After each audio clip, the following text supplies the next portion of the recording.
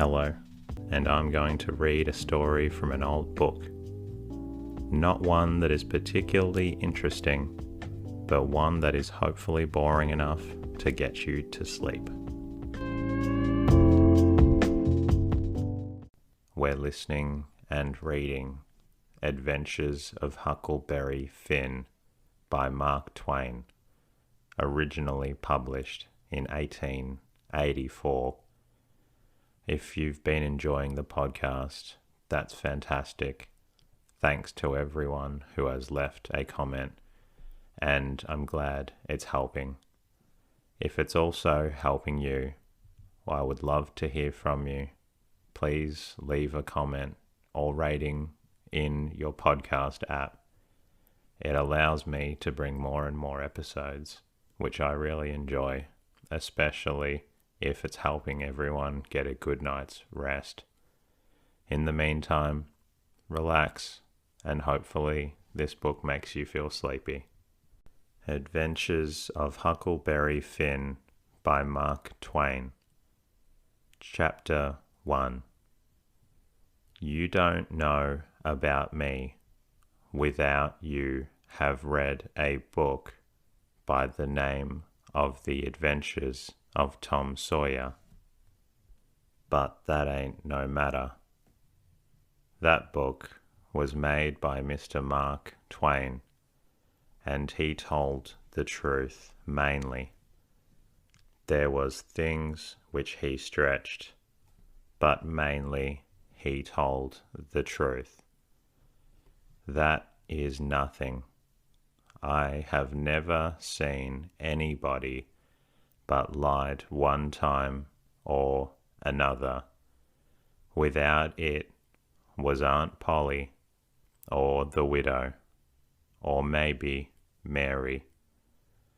Aunt Polly, Tom's Aunt Polly, she is, and Mary, and the widow Douglas is all told about in that book, which is mostly a true book with some stretches, as I said before. Now the way that the book winds up is this. Tom and me found the money that the robbers hid in the cave, and it made us rich. We got $6,000 apiece, all gold. It was an awful sight of money when it was piled up. Well, Judge Thatcher, he took it and put it out at interest, and it fetched us $1 a day apiece, all the year round. More than a body could tell what to do with. The widow Douglas, she took me for her son, and allowed she would civilize me. But it was a rough living in the house all the time, considering how dismal, regular, and decent the widow was in all her ways. And so when I couldn't stand it no longer, I lit out. I got into my old rags and my sugar hogshead again, and was free and satisfied. But Tom Sawyer, he hunted me up and said he was going to start a band of robbers, and I might join if I would go back to the widow and be respectable. So I went back. The widow, she cried over me, and called me a poor lost lamb, and she called me a lot of other names too, but she never meant no harm by it. she put me in them new clothes again, and I couldn't do nothing but sweat and feel all cramped up. Well, then the old thing commenced again. The widow rung a bell for supper, and you had to come to time. When you got to the table, but couldn't go right to eating, but you had to wait for the widow to tuck down her head and grumble a little over the victuals, though there weren't really anything the matter with them. That is, nothing, only everything was cooked by itself in a barrel of odds and ends. It is different. Things get mixed up, and the juice kind of swaps around, and the things go better. After supper, she got out her book and learned me about Moses and the bulrushes, and I was in a sweat to find out all about him. But by and by she let it out that Moses had been dead a considerable long time, so then I didn't care no more about him, because I don't take no stock in dead people. Pretty soon I wanted to smoke, and asked the widow to let me, but she wouldn't. She said it was a mean practice and wasn't clean, and I must try to not do it any more. That is just the way with some people. They get down on a thing when they don't know nothing about it. Here she was bothering about Moses, which was no kin to her, and no use to anybody being gone. You see, yet finding a power of fault with me for doing a thing that had some good in it. And she took snuff too, of course. That was all right, because she done it herself. Her sister, Miss Watson, a tolerable slim old maid with goggles on, had just come to live with her, and took a set at me now with a spelling book. She worked me middling hard for about an hour, and then the widow made her ease up. I couldn't stand it much longer. Then for an hour it was deadly dull, and I was fidgety. Miss Watson would say, "Don't put your feet up there, Huckleberry, and don't scrunch up like that, Huckleberry. Set up straight." And pretty soon she would say, "Don't gap and stretch like that, Huckleberry.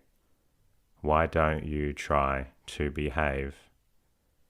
Then she told me all about the bad place, and I said I wished I was there. She got mad then, but I didn't mean no harm. All I wanted was to go somewheres. All I wanted was a change. I wasn't particular. She said it was wicked to say what I said. Said she wouldn't say it for the whole world. She was going to live so as to go to the good place. Well, I couldn't see no advantage in going where she was going, so I made up my mind I wouldn't try for it. But I never said so, because it would only make more trouble and wouldn't do no good. Now, she had to get a good start, and she went on and told me all about the good place. She said all a body would have to do there was go around all day long with a harp and sing forever and ever. So I didn't think much of it, but I never said so. I asked her if she reckoned Tom Sawyer would go there, and she said not by a considerable sight. I was glad about that, because I wanted him and me to go together. Miss Watson, she kept pecking at me, and it got tiresome and lonesome. By and by, they fetched them in and had prayers, and then everyone was off to bed. I went up to my room with a candle and put it on the table. Then I sat down in a chair by the window and tried to think of something cheerful, but it wasn't no use. I felt so lonesome, I most wished I was not there.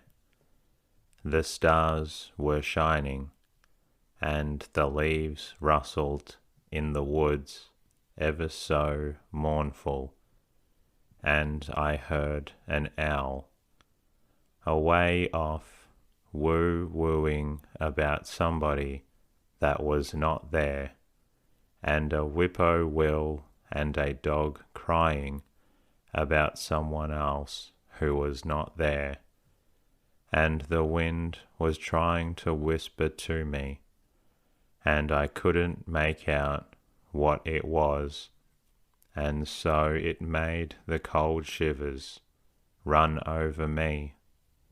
Then away out in the woods I heard that kind of a sound that a ghost makes when it wants to tell about something that's on its mind and can't make itself understood, and so can't rest easy in its grave, and has to go about the way every night grieving. I got so downhearted and scared, I did wish I had some company. Pretty soon a spider went crawling up my shoulder, and I flipped it off, and it lit in the candle, and before I could budge, it was all shriveled up. I didn't need anybody to tell me that was an awful bad sign and would fetch me some bad luck. So I was scared and most shook the clothes off me. I turned and got up around in my tracks 3 times and crossed my breast every time, and then I tied up a little lock of my hair with a thread to keep witches away. But I had no confidence. You do that when you've lost a horseshoe that you found, instead of nailing it up over the door. But I hadn't ever heard anybody say it was any way to keep off bad luck when you'd killed a spider. I sat down again, shaking all over, and got out my pipe for a smoke, for the house was all as still as death now, and so the widow wouldn't know. Well, after a long time, I heard the clock away off in the town go boom, boom, boom, 12 licks, and all still again, stiller than ever. Pretty soon I heard a twig snap down in the dark amongst the trees. Something was a-stirring. I sat still and listened. Directly I could just barely hear a meow, meow, as soft as I could, and then I put out the light and scrambled out of the window onto the shed. Then I slipped down to the ground and crawled in among the trees, and sure enough, there was Tom Sawyer waiting for me. Chapter 2. We went tiptoeing along a path amongst the trees back towards the end of the widow's garden, stooping down so as the branches wouldn't scrape our heads. When we was passing by the kitchen, I fell over a root and made a noise. We scrouched down and laid still. Miss Watson's servant named Gin was sitting in the kitchen door. We could see him pretty clear, because there was a light behind him. He got up and stretched his neck out a minute, listening. Then he says, "Who's there?" He listened some more, then came tiptoeing down and stood right between us. We could nearly have touched him. Well, likely it was minutes and minutes. There wasn't a sound, and we all there so close together.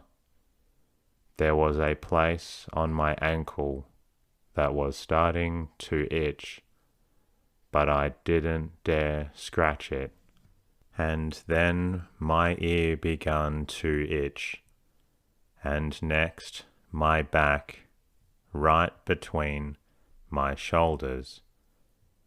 It seemed like I'd die if I couldn't scratch. Well, I've noticed that thing plenty times since. If you are with the quality, or at a funeral, or trying to go to sleep when you ain't sleepy, if you are anywheres where it won't do for you to scratch, why you will itch all over in upwards of 1,000 places. Pretty soon Jim says, "Say, who is you? Where is you? Dog, my cats, if I didn't hear something. Well, I know what I's going to do. I's going to set down here and listen till I hears it again." So he sat down on the ground between me and Tom. He leaned his back up against a tree and stretched his legs out till one of them almost touched mine. My nose began to itch.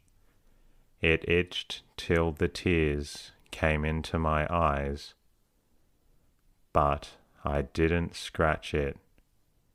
Then it began to itch again. Next, I got to itching underneath. I didn't know how I was going to sit still. The miserableness went on as much as 6 or 7 minutes, but it seemed a sight longer than it was. I was itching in 11 different places now.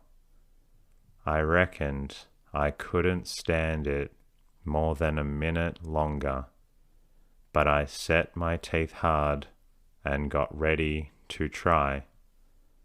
Just then, Jim began to breathe heavy. Next, he began to snore, and then I was pretty soon comfortable again. Tom, he made a sign to me, kind of a little noise with his mouth, and we went creeping away on our hands and knees. When we was 10 foot off, Tom whispered to me and wanted to tie Jim to the tree for fun, but I said no. He might wake and make a disturbance, and then they'd find out I wasn't in. Then Tom said he hadn't got enough candles, and he would slip into the kitchen and get some more. I didn't want him to try. I said Jim might wake up and come, but Tom wanted to risk it, so we slid in and got 3 candles, and Tom laid 5 cents on the table for pay.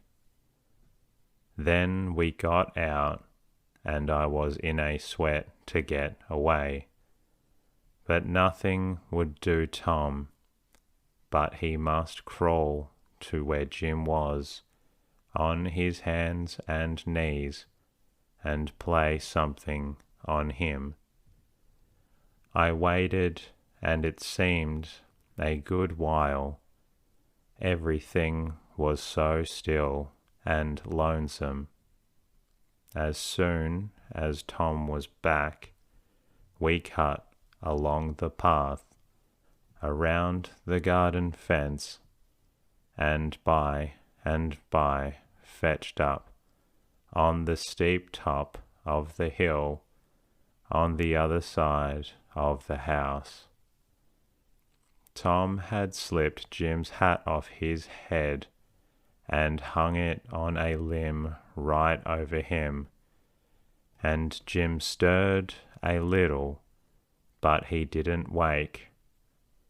Afterwards, Jim said the watchers bewitched him and put him in a trance, and rode him all over the state, and then set him under the trees again, and hung his hat on a limb to show who had done it. And next to Jim told it, he said they rode down to New Orleans, and after that, every time he told, it spread it more and more, till by and by he said they rode him all over the world, and tied him most to death, and his back was all over saddle boils. Jim was monstrous proud about it, and he got so he wouldn't hardly notice the other servants. Servants would come miles to hear Jim tell about it, and he was more looked up to than any other servants in that country. Strange servants would stand with their mouths open and look him all over, same as if he was a wonder. Servants are always talking about witches in the dark by the kitchen fire. But whenever one was talking and letting on to know about such things, Jim would happen in and say, what you know about witches, and the servant was corked up and had to take a back seat. Jim always kept that 5-cent piece around his neck with a string, and said it was a charm the devil had gave him with his own hands, and told him he could cure anybody with it, and would fetch witches whenever he wanted to, just by saying something to it. But he never told what it was he said to it. Servants would come from all around there and give Jim anything they had, just for a sight of that 5-cent piece, but they wouldn't touch it, because the devil had his hands on it. Jim was most ruined for a servant, because he got stuck up on account of having seen the devil and been rode by witches.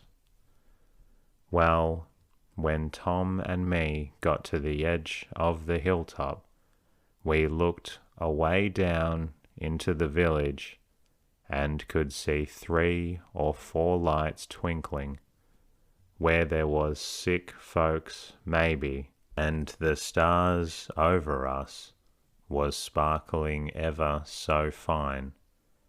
And down by the village was a river, a whole mile broad, and awful still and grand. We went down the hill and found Joe Harper and Ben Rogers, and 2 or more of the boys hid in the old tan yard. So we unhitched a skiff and pulled down the river 2 mile a half to the big scar on the hillside and went ashore. We went to a clump of bushes, and Tom made everybody swear to keep the secret, and then showed them a hole in the hill, right in the thickest part of the bushes. Then we lit the candles and crawled in on our hands and knees. We went about 200 yards, and then the cave opened up. Tom poked about amongst the passages, and pretty soon the ducked under a whole wall where you wouldn't notice that there was a hole. We went along a narrow place and got into a kind of room, all damp and sweaty and cold, and there we stopped. Tom says, "Now we'll start this band of robbers and call it Tom Sawyer's Gang. Everybody that wants to join has got to take an oath and write his name in blood." Everybody was willing, so Tom got out a sheet of paper that he had wrote the oath on and read it. It swore every boy to stick to the band and never tell any of the secrets, and if anybody done anything to any boy in the band, whichever boy was ordered to kill that person, and his family must do it, and he mustn't eat and he mustn't sleep till he had killed them, which was a sign of the band. And nobody that didn't belong to the band could use that mark, and if he did, he must be sued, and if he done it again, he must be taken care of. And if anybody belonged to the band told the secrets, he must also be taken care of. Everybody said it was a real beautiful oath, and asked Tom if he got it out of his own head. He said some of it, but the rest was out of pirate books and robber books, and every gang that was high-toned had it. That concludes the readings from tonight. Hopefully you're feeling a little drowsy, and if not, please listen to another book. In the meantime, good night, and speak to you soon.